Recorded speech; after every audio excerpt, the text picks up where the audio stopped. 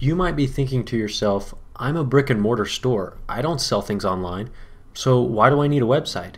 The answer is because that's how your customers find you. The days of looking up a business in the yellow pages are gone.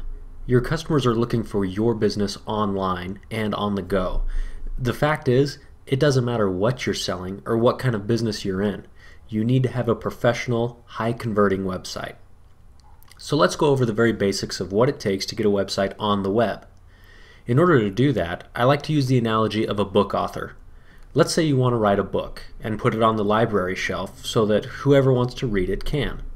First, you need to buy a blank book with a title. Make sure it's a good title so people will want to pick it up and read it. Second, you need to be able to actually write on the blank pages of the book. You need a good pen. And finally, you need to get your book off your desk and onto the library shelf so that the public can actually see it.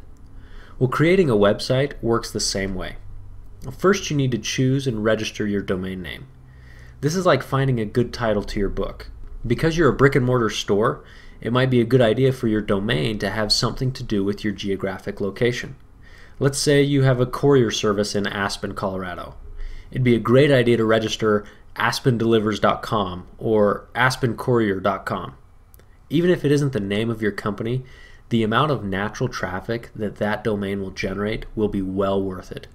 Plus, you can always direct that traffic to the name of your company.com or whatever your actual domain name is. Now, you'll need to register that domain name with a registrar. There are quite a few registrars out there, and they are extremely easy to find. You can just Google domain name registration and find one that you like.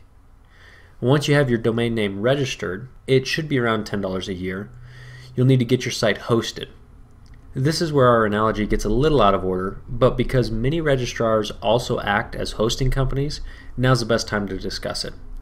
Having your website hosted is like putting your book on the library shelf. It allows everybody in the world to have access to it. When you choose a hosting company, it's important to consider server reliability, site uptime, email clients, and other features. Saving a few dollars a month by using an unreliable hosting company will cost you many times more than that in lost business. So now that you have your blank book with a good title and you have it on the library shelf, it's time to actually start writing on the pages. Most hosting companies out there will offer different solutions for actually creating your website. We recommend WordPress from WordPress.org. It's free, it's widely used, and most hosting companies will offer a one-click installation of the software.